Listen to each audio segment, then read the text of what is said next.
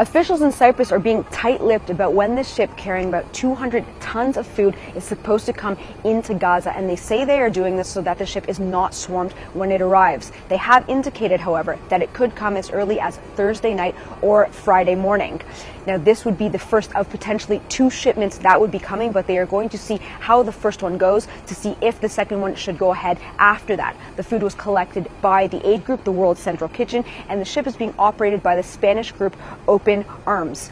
Now, this is significant. This is the first time since 2005 that aid has been authorized to come by sea into Gaza, and it comes amid an increasingly dire humanitarian crisis inside of Gaza. There have been recently airdrops that the United States and other countries have been doing over northern Gaza, but aid groups say this is just insufficient, that the aid doesn't get to those who need it, that it is also costly, and that it is just ineffective. I have spoken to some people in Gaza who say that they don't have anything to eat, that they are running out of food. I spoke to a man named Nidal. He's been displaced several times. He's now in the southern city of Rafah. He said that he lined up today for 3 hours just to get a little bit of water.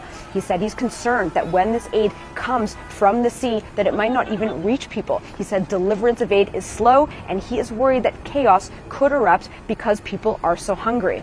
Israel has said that it is going to move ahead with its offensive into Rafah, despite pushback from the international community, that there are concerns that there are 1.5 million people nearly sheltering in the south. They don't know where they're going to go. Israel has said that it is planning to move people to what it's calling humanitarian islands, but it's unclear where these islands are going to be, and it's unclear also how they are going to do this. Israel has said that it's going to coordinate with the international community. It's going to provide people with food, water as well, and that it is going to work with partners, but the United States has made it very clear of its concerns of the risks of Israel going into Rafah.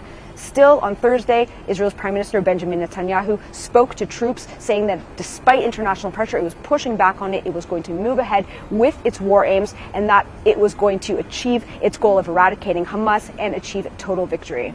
Sam Mednick for CGTN with the Associated Press in Jerusalem.